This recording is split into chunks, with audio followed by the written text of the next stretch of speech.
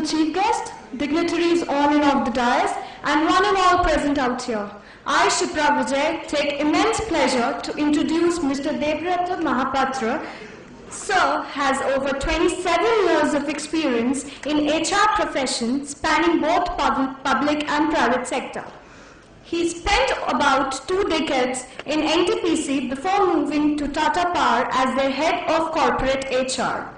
Subsequently, Sir headed HR at CGPL, a Tata Power company that built India's first ultra-mega power plant at Mundra. He's presently head HR and personnel at Electrical and Automation IC of L&T. Sir's areas of interest include talent management, change management, leadership development, and organizational transformations. He has extensive experience in mergers and acquisitions and turnaround of SIG power units. He has been instrumental in building a culture of performance and engagement in organizations he has worked with, leading to a spate of recognitions to them as great place to work. A postgraduate in English literature and a PGDBM in PM and IR, Mr. Mohapatra is passionate about training, reading, cricket and photography.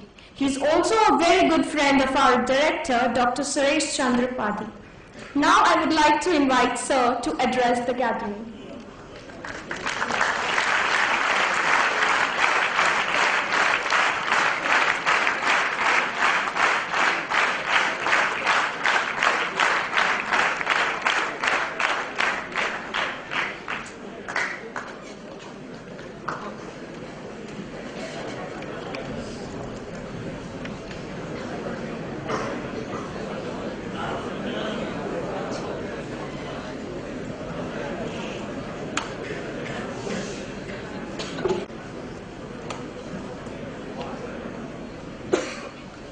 Good evening.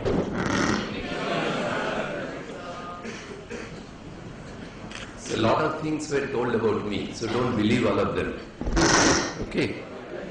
Yeah, let me begin from there. They were very kind enough to speak so highly, but then that's what we all do. Even, I pass through the same portals like yours, being students and being somebody who sits on that side of the dais, and whenever we used to get guests to address us, we also used to talk like that, right? So, first of all, don't believe all that he said. I am not very towering personality. I don't look towering either. So, anyway, Mr. Padi and all the members of the management committee, all the staff and faculty members who are present here, and my dear students. It's an absolute delight to be here. In fact, the delight increases by the number of times you have already applauded me. I think that is already twice, while I haven't, I don't know what I did to deserve that. But my delight is double also because this is probably the second time that I am coming over here. So, I must thank the managing committee here that they thought it fit. So, to invite me and to ask me to speak to all of you. In fact, I understand all of you are a select gathering. There could have been so many people who probably wanted to come inside this organization, inside this institution. But many could not make it. And even the few select people who are here. And I think I am very fortunate that I have got this opportunity to speak to you. Mr. Padi, they also mentioned a good friend of mine, and a very demanding friend also. So, he requested me that you come over here and speak to our people. I said, I have already been there. I have already spoken to them. So, what else are you able to hear me, all of you? Yes, sir. Okay, that's fine. So he said, why don't you come and speak to our students? They're all starting a new phase of their career I said, what would I speak to them? I have already come to your institutes, I have already spoken to them, so what do you want me to say? In fact, those people, some of them, if they are here, they have heard me before, so what do you want me to say? And I said, you should have told me before, so I would have at least said something else at that time, or could have said, that is part 1, and I will come here and do part 2. He said, no, it doesn't matter. You come and speak to them, and tell something about yourself. So I said, that's very difficult, because there is honestly, there has been no occasion so far, nowhere. No, I go and speak to many groups at many places.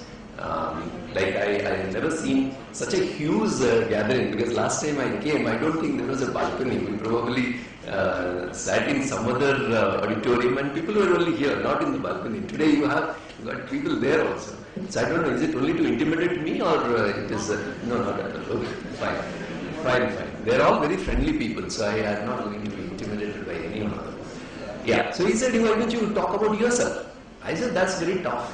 I can't really talk about myself because I am a normal, regular guy, like you're in the neighborhood guy kind of thing. You'll see many people like me. So I don't feel that I have got anything great that I will talk about. Nor I am very colorful. My track record is not so colorful that you would really enjoy listening to it. Something like Tiger Woods, so I speak about and you will really enjoy, and not something like that. So what am I going to talk about?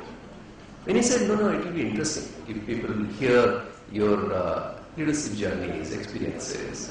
I said, yeah, it's still very difficult. So what I thought of, what I'll share with you today, instead of talking about me, I will talk about my heroes, And when I say heroes, honestly, I don't mean the Shahrukh Khans, Salman Khans, not those kind of heroes. Not the real heroes. I'll talk about the real life heroes. I thought I would make this clarification to all of you because exactly about a month back, around 5th of June. You know why 5th June is known as? What 5th June is known as? World Environment Day, right? Right. So World Environment Day, some groups, they invited me to speak, and there was an occasion when we were talking about environment and ways and measures to protect environment, all those issues we were talking about. And there, I asked a simple question. I said, what is the last time you saw stars? So one hand went up, and he said, last Sunday. I said, where? He was prompt enough to say in the Juhu beach. So I was stuck for a minute. I said, Juhu beach? What stars you saw? He said, they were jogging. So while I was talking about the stars that twinkle, he was talking about the stars that are there in the, running and all that. So therefore I thought I will make this point very clear to you. I am not talking about any of the real heroes. I am really talking about the heroes whom I admire. Yeah? Who had a major contribution in saving my life. Okay? I am sure all of you would have heroes. All of you. Each one of you will have heroes. Somebody who is a role model, somebody who inspired you. And typically, I will talk about 3 heroes at 3 different points in my life. And the first one, let's start with this. Let's start with the first one. Yeah? Is it visible somewhere? Yeah.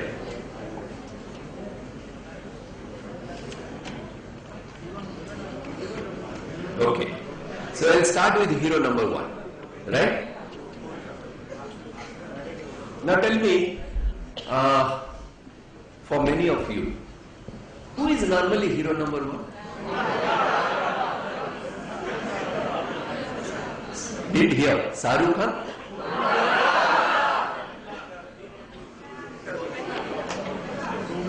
Govinda?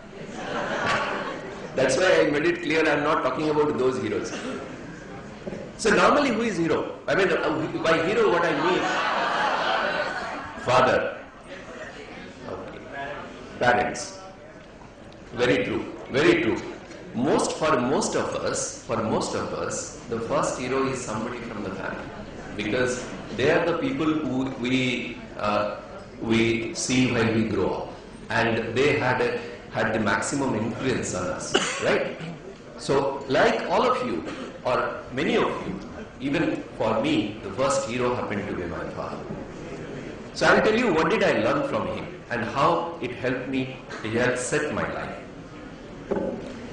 You know, by my surname, I'm sure most of you would be pretty clear that Mohapatras are mostly from Orissa, right? Like Satpathy is also from Orissa. So Patnaiks are from Orissa. So similarly, Mohapatras are mostly from Orissa. So all my early childhood, and in fact a long part of my early life was in Orissa. My father happened to be an engineer, and I'm told many of you here, almost 50% of you here are engineers, right? Yeah. Not that number, lesser than that or more than that? Lesser than that, okay. But I'm not an engineer, so don't take it. So he happened to be an engineer and a civil engineer at that. And being a civil engineer, in Orissa, what used to happen when he used to work in the government? He used to work mostly in irrigation department. And in the irrigation department, typically the jobs that he used to get, or the areas where he was working on, were mostly hydroelectric projects. And you know the hydroelectric projects are normally in some of the most God-forsaken places. In fact, even today, we call those places as remote. Now, imagine if those places are called remote today, what would be those places being called, say, in the early 60s? And what used to happen, that mostly we would keep moving from one place to another. Very fast move will be moving. We'll go to a place, typically the project will get over. That could be one reason why we will be moving. Or there could be, you know, variety of other reasons. There could be extraneous compulsions also for people to move. Now what happened, that's why I call it Bedouin days. Those early days were all like Bedouin days. And you know what is a Bedouin? Bedouin is a nomadic tribe. You know, this in Arabic word, they talk about nomadic tribes who move from one place to another. So I was moving from one place to another. And sometimes these movements will happen maybe twice in a year, sometimes once in a year, sometimes once in 1.5 years. But it is extremely rare for me to really stay at one place for long enough. Yeah? Now what it did to me as a person, by moving from one place to another over such a short period of time, typically I think I must have done about 6 schools. I don't know how many of you did like that. 6 schools enough for my 10 years of schooling. Now what happens when you do like that? I don't know how many people here can empathize with me, people who have done that kind of thing. What happens to you is that you develop a quality of adaptability. Now that happened with me.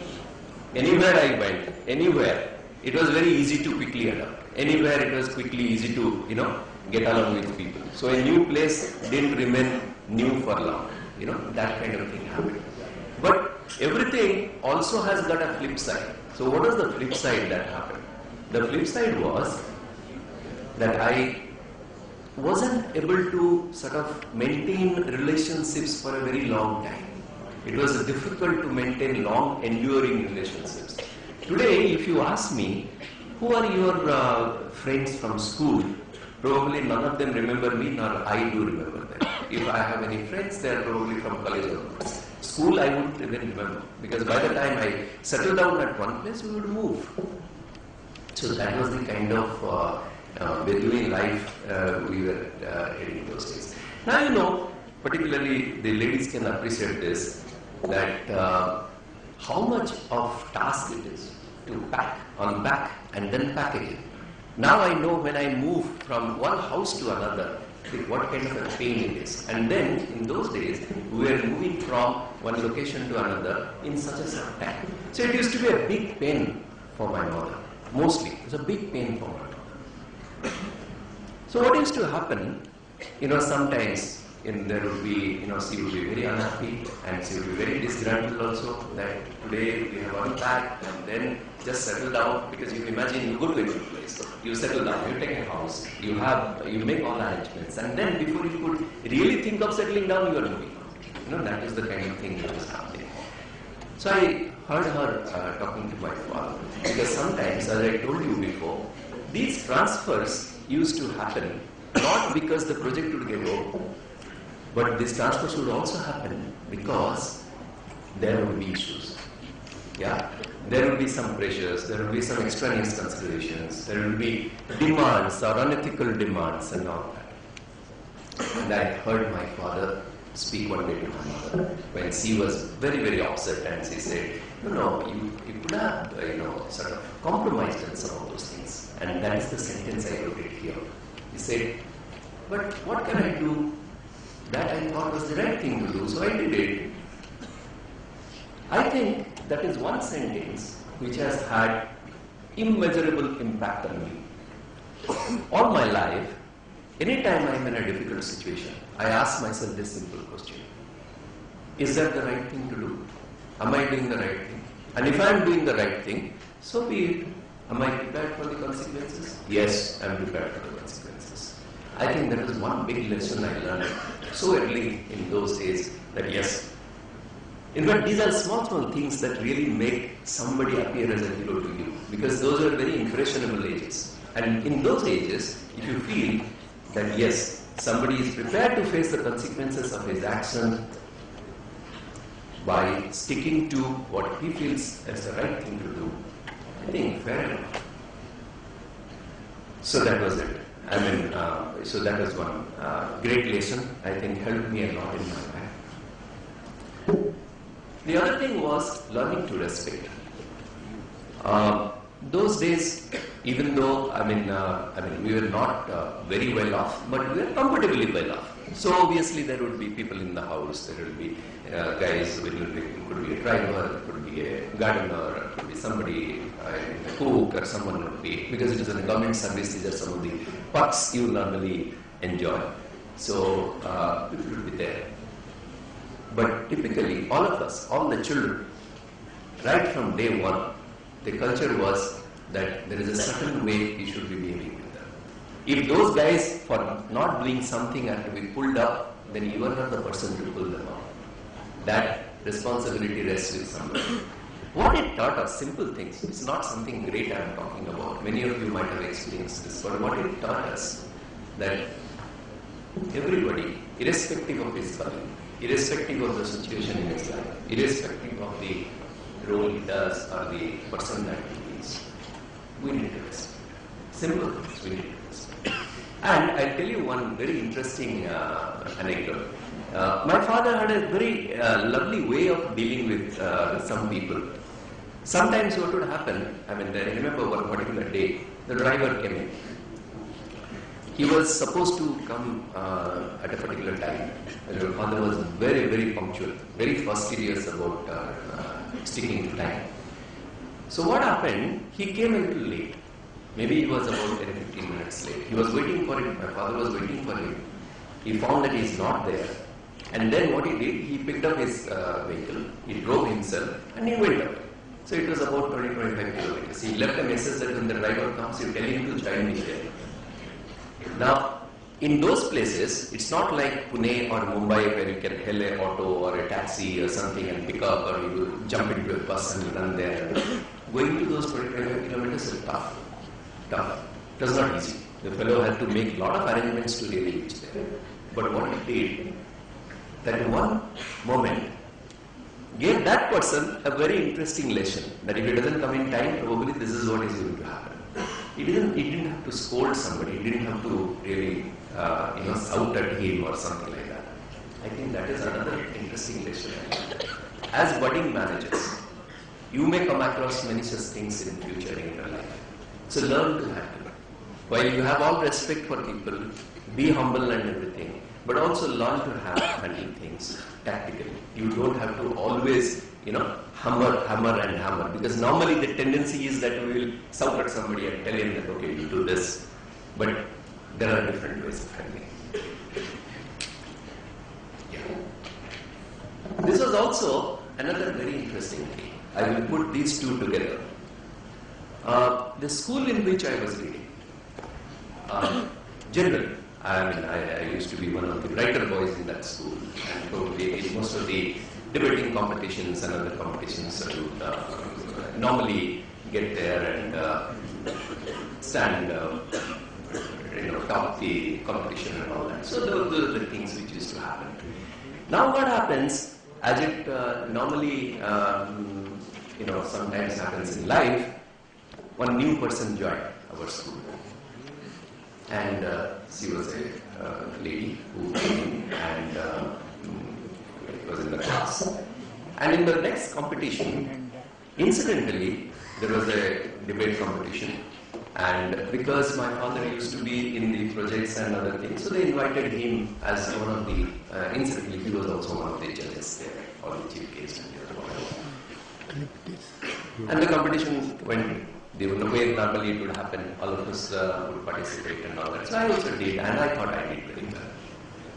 But when the results came in, I wasn't the number one in the championship. So sleep. So we were all very chased up. In fact, many of my friends said, come on, your father was there and you still didn't get it. How could that happen? Night I came back home. I had this feeling in my mind that, okay, I spoke so well, but still my father, and I couldn't get it. So I spoke to my father. So what is this? What happened? Why I couldn't? So he said something very nice. He said, look, when I'm sitting there, probably it is the chair that is important. It is not me that is important. And then my relationship with you is not important. There's chair. So that is one.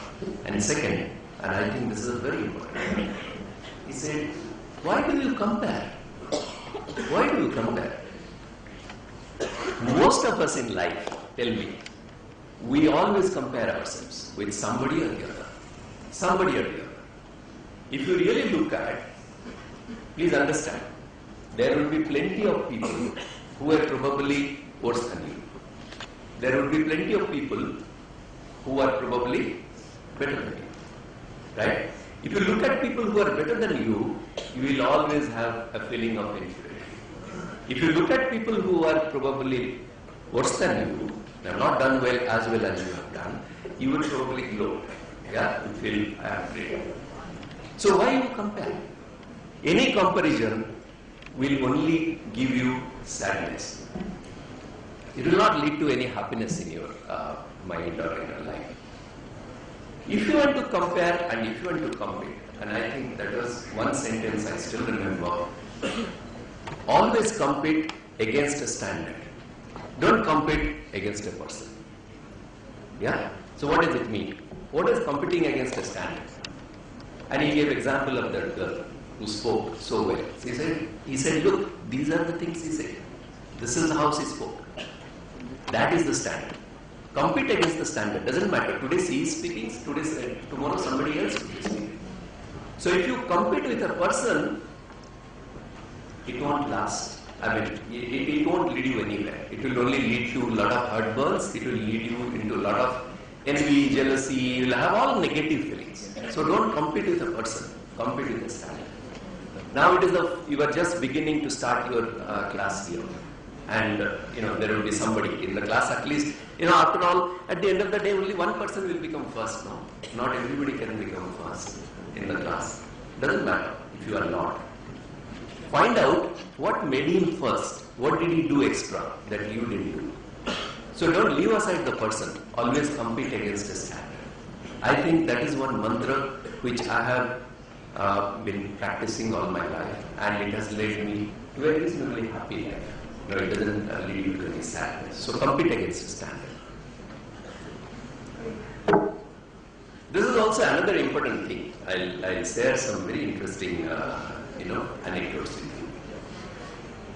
Now, all of you, have your childhoods, and as children, we tend to be sometimes very naughty, and we keep fighting. We get into fisticuffs. We get into things, which are not very desirable. We do all that. All of us will do this. Now, we also did that. we had two groups, so we fought and all that. Then we probably in another, we had from our school, we have gone to some other school. And in that school also we had a big fight and we broke some, maximum what we do whenever we fight, when we go to school, there is nothing else we can break. So we broke all the flower pots, few window panes. Other than that, nothing else you can break really. So we also did something like that. And next day morning, I was at home. It was, I think, a Sunday. So my father came to know. So he comes back and tells me, "Yeah, I have heard about all this. What happened?" And I was given the choicest kind of dressing down that one can think of. And then he says, "Remember one thing.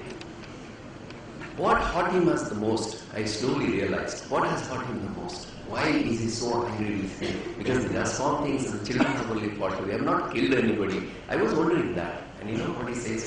He says the thing that hurt him the most was that people coming to him and saying that your son has done it.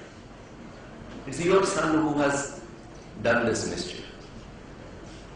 Now the point is, remember always, that you don't represent yourself. If you are fighting outside, or if you are making a name for yourself outside, it is also for the institution. You are representing your family, you are representing your friends, you are also representing the institution. Now, let's look at it this way. You are abroad. Anything you do, a guy may come and simply say, "Oh, he's an Indian." You might be doing it yourself. You may not have thought of in any other way. Somebody will say, "Yeah, he is an Indian. He has done like this. Indians are like this." So this could come anywhere. So my dear friends, please remember one thing. In life, this is something you have to be very careful about. That you don't represent only yourself. So don't think, good or bad, anything you do, that the credit rests or the discredit rests only with you. It rests with, a whole lot of other people will get affected. You go and do anything outside, somebody will say, "Oh, Balaji Institute color case." I'll give you a very interesting example. They told you that I worked in the Tatas. And Tatas have a very wonderful, I don't know whether anybody here whose parents are working in the Tatas. Tatas, what they do, yeah? Okay.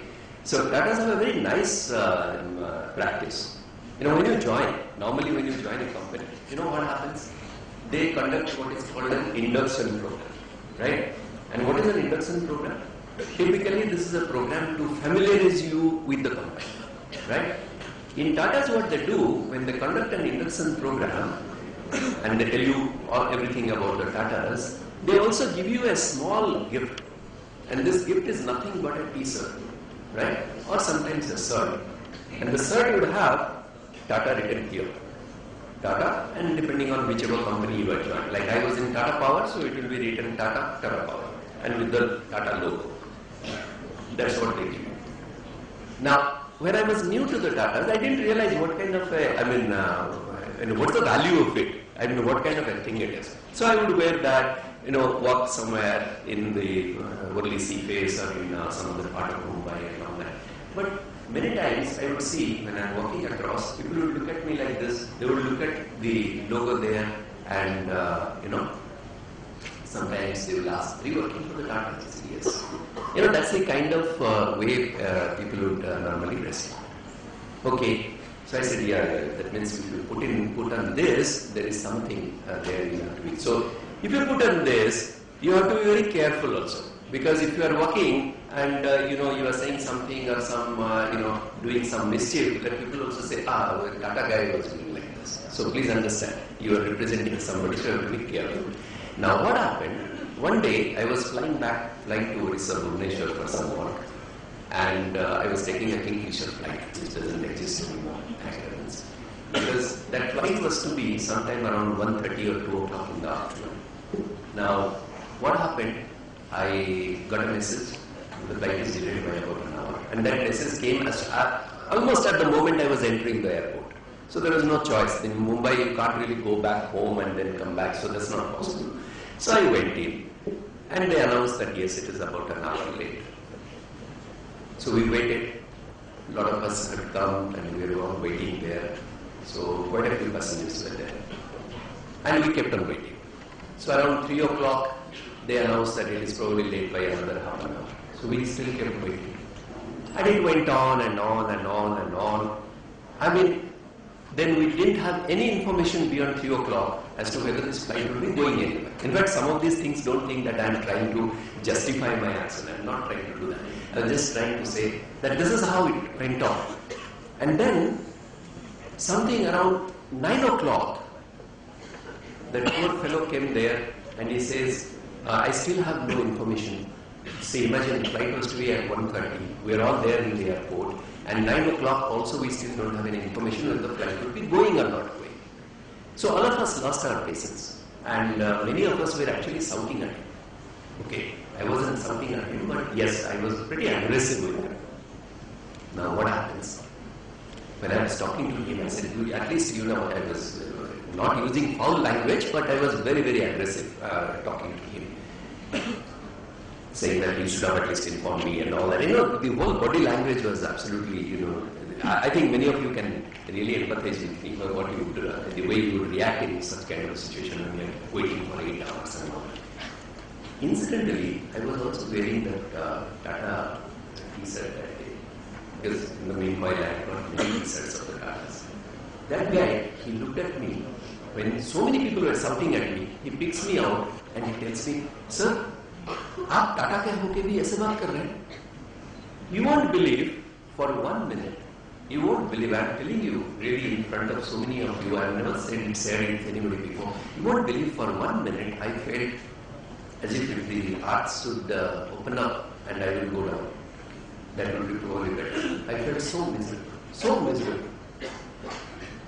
Because here is a man who is saying is pointing out that, boss, you represent Tatas. You are not supposed to behave like this. This company stands for certain ethics, certain values, certain fundamentals. And by doing this, by a little action of yours, I felt really, I'm telling you, I felt so miserable. By this small action of yours, you have brought, I felt as if brought a bad name to the whole organization. So I just pushed myself back a bit and sat down quietly and all that. I thought I would share this with you, just to tell you that please remember, in whichever place you are, wherever you are, whatever you are doing, remember that you are not representing only yourself. You are representing your family, you are representing your institution, you are representing your organization, you are also representing your country. So that we can. The way you live, the way you live, you will take care of it. Yeah? Okay, so we'll move on.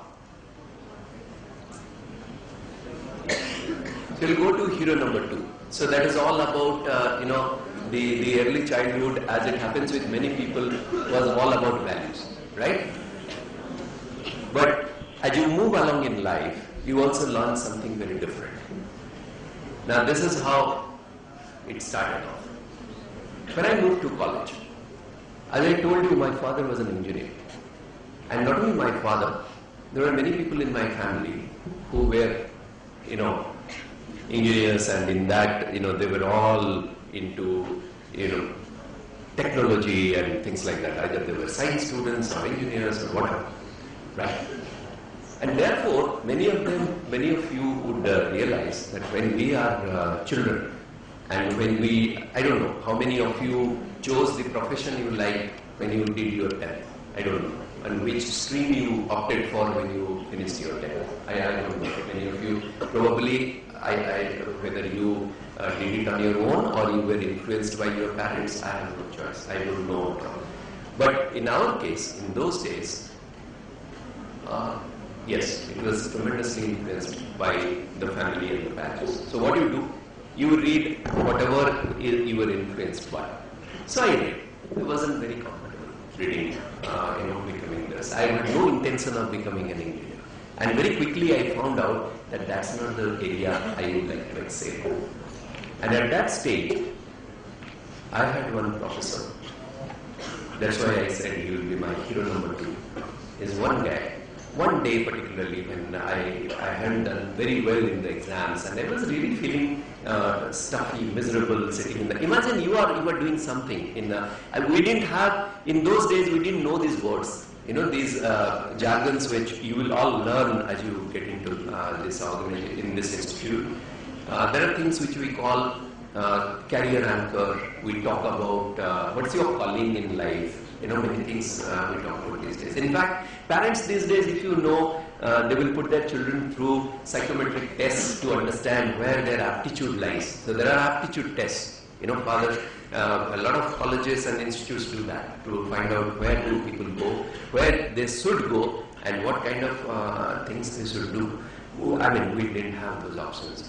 And even now also I feel there are many people who get influenced by their parents, by their brothers, sisters, family, other people, and pursue things.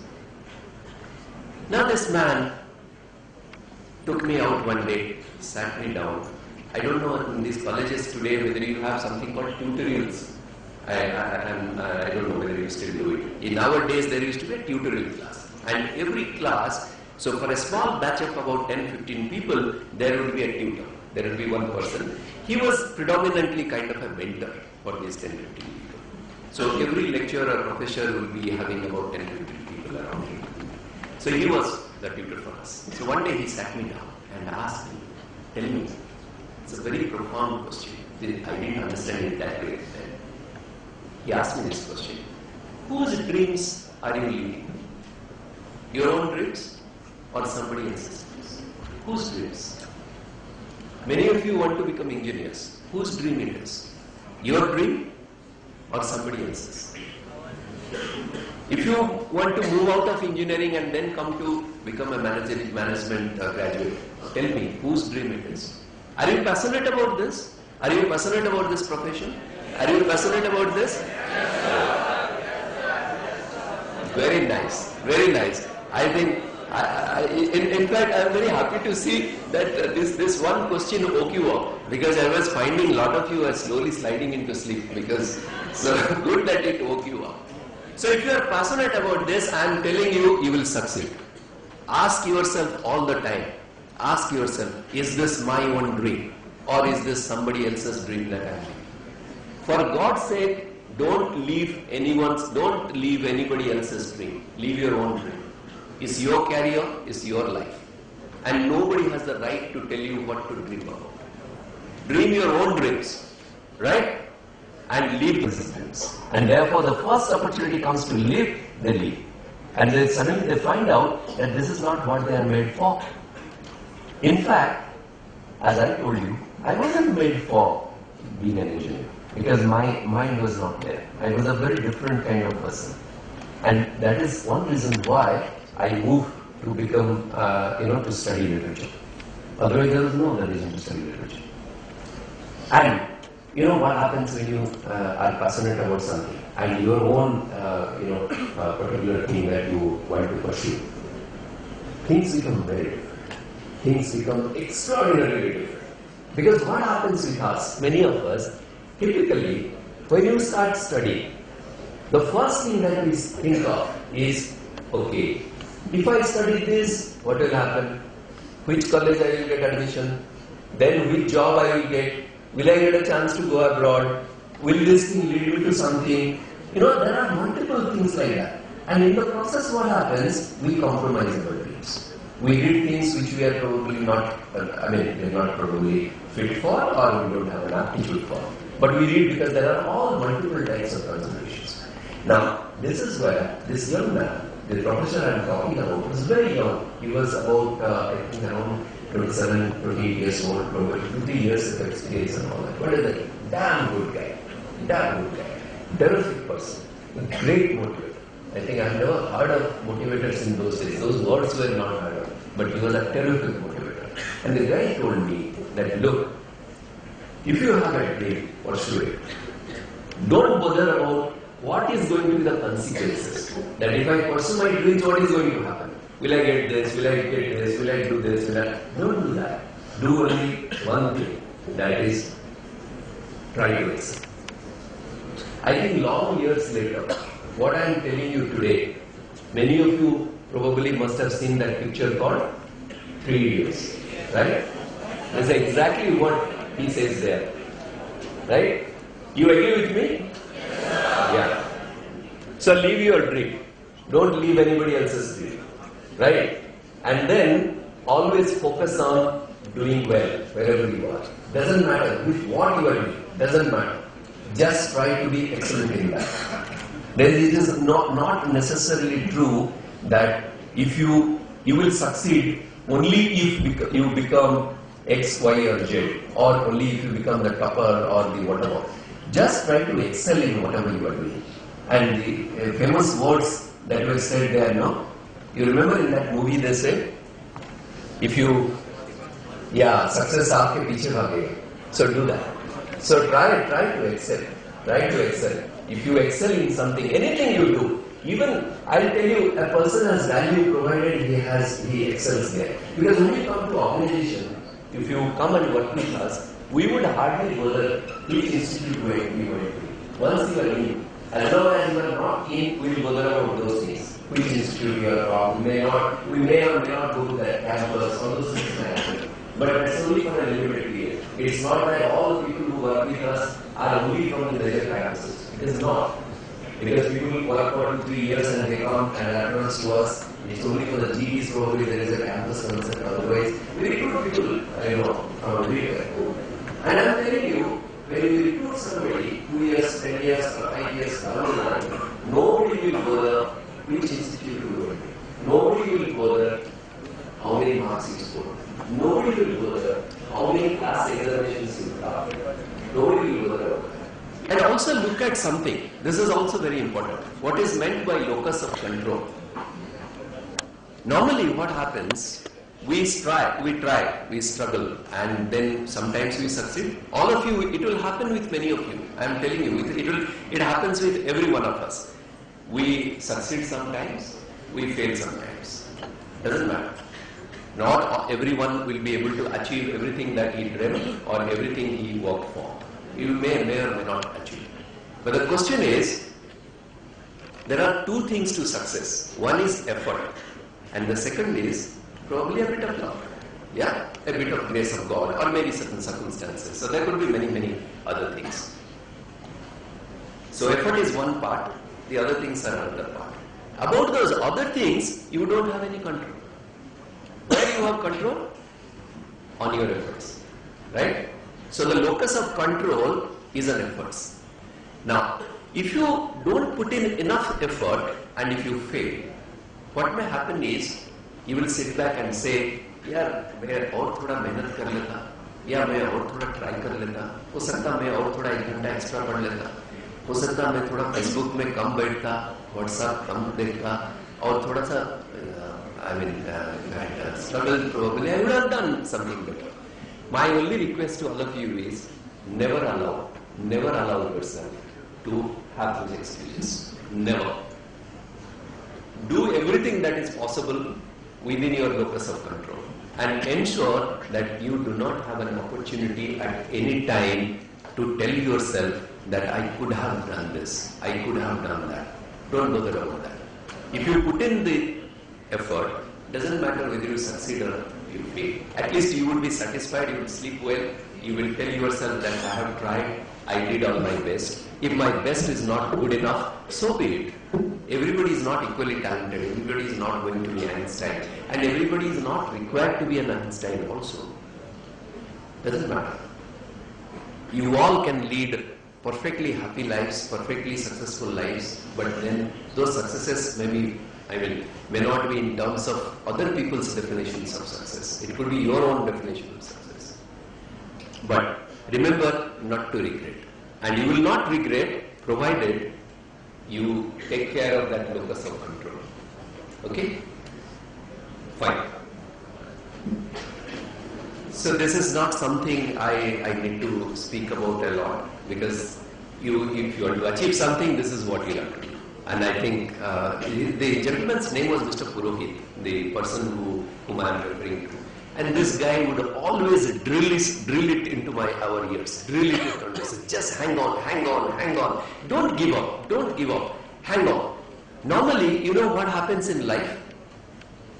There are plenty of examples. I don't know whether you have your own examples. Look at yourself and see. Sometimes probably you may see it in your own life that somebody in there is a nice statement made. There's a quotation which says that people who succeed in life are not the people who are the strongest or the most intelligent or this. Or the people who succeed in life are the people who probably hang on the longest. Right? So just hang on. The moment you are thinking that probably, normally we see this, there is a queue. There's a nice example we see more often than not in our life. We are in a queue and it is a long queue and it is not moving. And then what happens, suddenly the moment we are thinking that probably I will move out, I move and go to something somewhere else or maybe join some other line, and then suddenly I see that this line starts moving. So it could happen. You could be just 1 inch or maybe 1 minute away from something very definite. So hang in. Don't give up. Because if you give up, I think that's the end of the world. But let me tell you one thing. Who doesn't give up? Who are people who never give up? Remember somebody called Eklavya? Yeah, he never gave up. Many of you might be knowing. He never gave up. Why? Because to be a warrior, to be a guy to be known as the greatest archer of the era, that was a dream for him. So he did everything possible to become that. So that's why if you go back to what I told you earlier, if you are living your own dreams, you will not give up.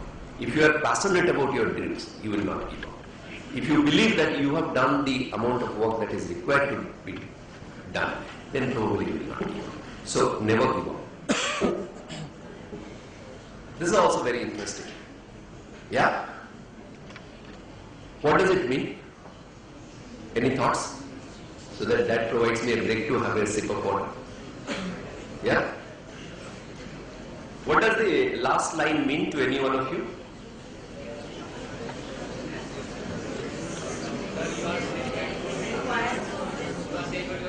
Yeah? Anyone? Yeah.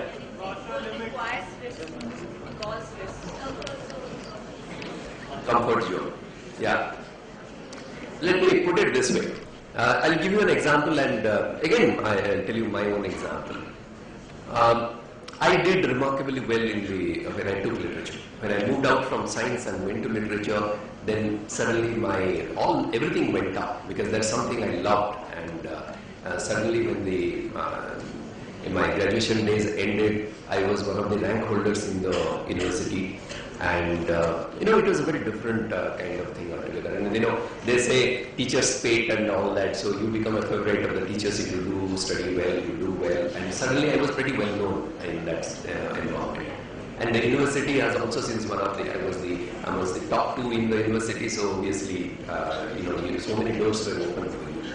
But Mr. Purvi was talking to me one day, and he said, what do you want to do further? What do you want to do? I said, I would like to pursue the course. I would like to do my post-graduation, and probably I would like to go somewhere else. So he said, where do you like to go? I said, I would like to go to Delhi University. He said, why? I said, I have heard the course and probably the quality of students and everything is much, much better. So probably I would like to go there. I said, okay. I came and landed up in Delhi University. As usual, the university has got those huge, you must be reading in the newspapers these days, the cutoffs and other things. Somehow I made that. But then suddenly I found that this is a completely alien city. I don't have any friends, I didn't have any friends there. Didn't have anybody whom I could rush up to and tell what I'm going through. And didn't have a place to stay initially also. So what was I doing? Suddenly I started thinking, come on, there is another university which is waiting for me. There is a university which is virtually rolling out the red carpet for us. We were the toppers there. Everybody thinks that, you can come in and be there and all that. And you have a different, if you are the best student in the class, you have a different, weightage in the university and all that. And then suddenly you find you land up in another place where you don't really know. And nobody really bothers about you. From being actually one of the best, you become one of the many. You know, there are many best there. There are people from so many places from India who have come, who were toppers in their all universities. So you are one among the many, many toppers. And there you are the single person in the university and you are a topper there. So what do? I thought I will go back.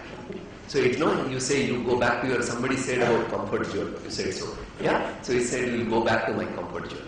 And that is the moment Mr. Purohit told me this. That the sip is safest in the soul. When the sip is in the sip air, it's the safest. Nothing is going to happen to the sip, no? If your car is in your garage, it is the safest. Unless and of course there is a real earthquake or something happens, your car is the safest. But is the car for the garage? Is the sip for the soul? Is that what a sip is meant for? Right? So ladies and gentlemen, the one learning from this is take risk. Take risk. Never be afraid of taking risk. And consistently break your comfort zones. Because if you don't break, you won't know what's your potential. How much in life you can achieve if you don't break your comfort zones. Right?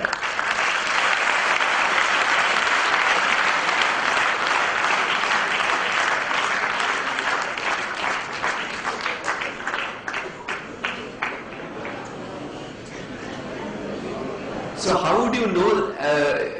How do you know how to break the comfort zone? In fact, what we do in the office, deliberately, what we do when you come to join organizations like ours, what we do? You know what happens? If a marketing guy is there, we'll put him in sales, then we'll move him to production. Why? We want to break the comfort zone. Because today you might be a marketing person, today you might be a sales person. Of course, we can't do much with the HR guys and the finance guys, so we leave them lead their own life. But for all others, we keep on rotating those people. We keep on moving them. So that what happens, they get a sense of where they are and what they are doing. And also, when you move out of your comfort zone, it also provides the organization some very interesting insight into you. That lets you understand that what kind of a guy that I have recruited. Is this guy unidimensional? Does he know only about marketing and sales? Or is he adaptable enough to move to different roles? Because as you grow up in life, at some stage, you will come to those general managerial roles where the things will combine and you will have to have skilled ability. So unless and until you have been exposed to this, I don't think you will develop that. So always, consciously work towards breaking that comfort zone. Now, so school is over, childhood is over, the college life is over. So now I'm talking about hero number 3. These are the people, any guesses who could it be? Boss, right. I think you are moving in the same plane as me. So this is the boss. And obviously you pick up, some of your early bosses, the people who come in much later, but it's, typically the tendency is to pick up some of the early bosses. You get inspired because you have not been to an organization. And I'm telling you, you have to be exceptionally lucky there because it's not easy to get a great boss who could mentor you. And fortunately for me, I had somebody like that. And what I learned from him, the first thing, grab the tough one first. What do I mean by saying that? There are, when you attend when you appear for an exam, teachers would normally tell you that do the first one which you feel good about, right? Don't do the tough one first. Leave the tough one aside, otherwise it will, pull down your motivation or energy. Maybe you will spend so much of time doing the tough one that you will not be able to score and all that. But mind you, ladies and gentlemen, when you come to college or when you come to an organization, it is always do the tough one first. Because you must meet a challenge head on. There is no other way you can survive in a corporate world unless and until you meet the challenge. What we used to do in our early days, we would, and why this point came out, because typically what would happen, if there is something to be done, for us, it would be, okay, we also want to show our boss that yes, we have done things like this or whatever. So what we'll do, the easiest things we'll do and the difficult ones will remain. But while in an exam, you have a choice of not attending a question or not attempting an answer. You don't have a choice in real life. Yeah? So when you are in an organization, you have no choice, because that work needs to be done and it has to be done. So there is no option. Therefore, it is always better that you handle the tough one fast. Always better. And don't leave that thing towards the later on, because the thing may blow up on your face. So handle the tough one fast. And the second, confidence is the name of the game. If you believe you can do it, then you will do it. If in an organization or anywhere in life, if you believe you can do it, any time, any day, you can do it. So, how does that belief come? Again, that belief will come either through your knowledge or through your experience, or if you have a guide like you who drills it into you, that okay, you can do it, right? So that is something which is very important, and I believe all of you have to focus on that if you are confident, you can do it. This I won't spend much time doing or explaining to you, because as you go along in life, as you go into your organization life, you will more and more you will come to know that it is people who matter, and more you will come to know that it is a team which will be the one which will lead you. Yeah. There is something about it called plan it well. Now this I learned from this gentleman I am talking about. What is it that plan it well that we are talking about here? Even for a simple thing, like in our organizations, we hold, let's say I will give you one example. We have a lot of celebrations we do, lot of celebrations. Now in these celebrations, what would happen? People, you might be doing it in your colleges also, a lot of celebrations. So this guy, what he will do, even for a small, simple celebration, the first thing he will do, he will sit down with his pen and paper, write down the list of people who will be doing whatever they will be doing. Responsibilities are allocated to people. Then he will put a figure and timeline. This job will be done by this date, this job will be done by this date, this job will be done by that. Very simple things, nothing great about it, right? Maybe when you are into your studies, you will come to know about this, what planning is all about, how to plan, how to organize, how to do all that. But he started off with very simple things. So what I am trying to say, that plan very well. And if you plan, what happens when you start planning, you take care of a lot of contingencies. And if you don't take care of those contingencies, then it may blow up. So planning is extremely important. And learning to plan about whatever you do in life. Doesn't matter that you have to plan only when you are in office. You can plan about anything and plan in detail. I'll give you another example of it came out in the newspapers yesterday. Many of you know about Dhoni, yeah? And you all know that he is a very instinctive captain, he said. But what did he say yesterday? It was his birthday, I think, yeah? He said, all my instinct also comes from logic. So instinct is also, many of us believe that instinct means somebody gets some inspiration from God or someone and say, okay, this is what I feel and therefore I will do. So this is my gut feel. There is nothing like gut feel. Gut feel also comes through experience. Gut feel also comes through your knowledge. Gut feel also comes through lot of planning. And those of you who are watching the World Cup, how many of you are doing that? All of you, yeah? Yeah, most of you, yeah. So those of you who are watching the World Cup, I am sure you must also be noticing how each team plans. The same Brazil, how it plays against one team and how it plays against the other. And how that planning happens. And how people execute that plan. Right? So therefore, look at this as one of the key managerial success mantras. If you are looking at doing well, look at planning well. Yeah. There is something called, I talked to you about confidence being the name of the game. But confidence comes from where? Confidence doesn't come on its own. Confidence comes from faith. Confidence comes from belief. Confidence comes from somebody thinking that yes, you can do it. If your teacher tells you today that no, I believe this is you are not cut out for this, you will not succeed. I am telling you 9 times out of 10, you will feel probably I am in a wrong place, I am in a wrong location, course or whatever, and I am probably, many of the people will not even succeed. So success comes when you start believing that you can do it. And that belief can come if somebody can instill that in you and tell that yes, you can do it. There are not many people who do this. There are not many people who go around and say, I believe in you. I believe that you can do it. Try it and see.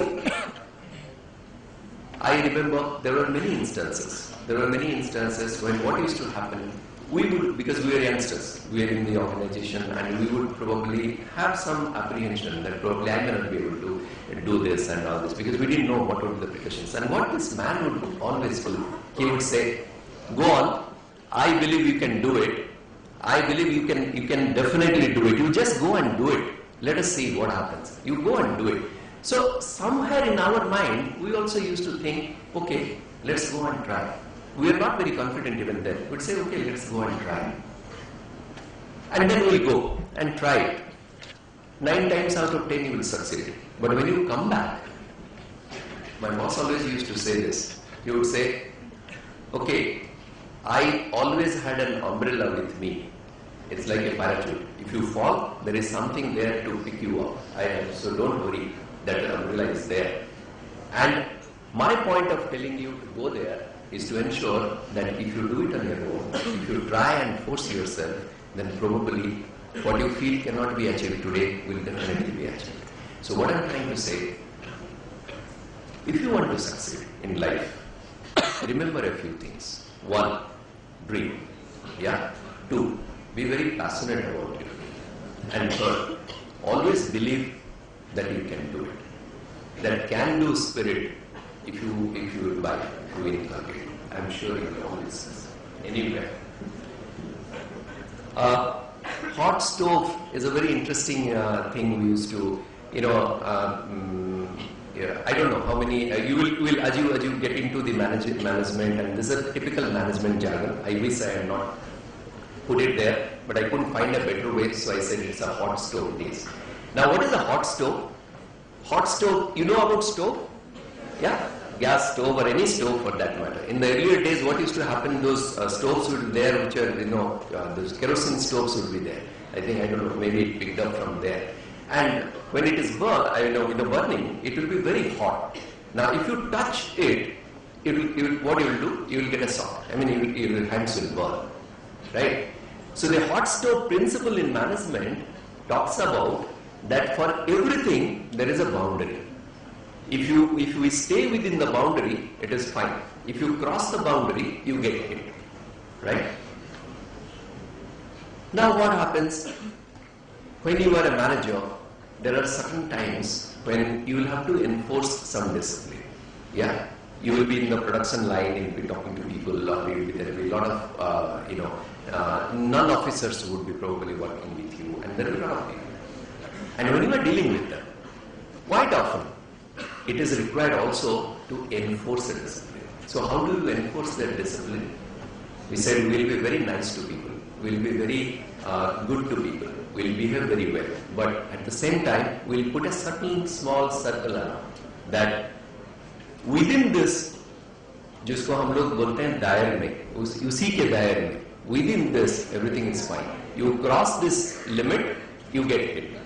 Right? So that's what I meant by this. Okay. So what do we'll quickly sum up. What we spoke about values. Yeah? The first lot was all about values. Yeah?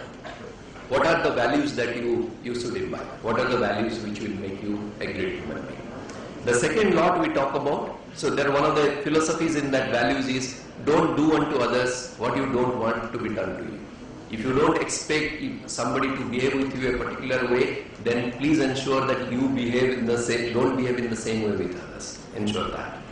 The second, dream. And not only dream, this is the second part of that dream. Be passionate about your dream, but also as you go along, help realize other people their dreams. Because there are many in this world who need that help. So help people realize their dreams. Third,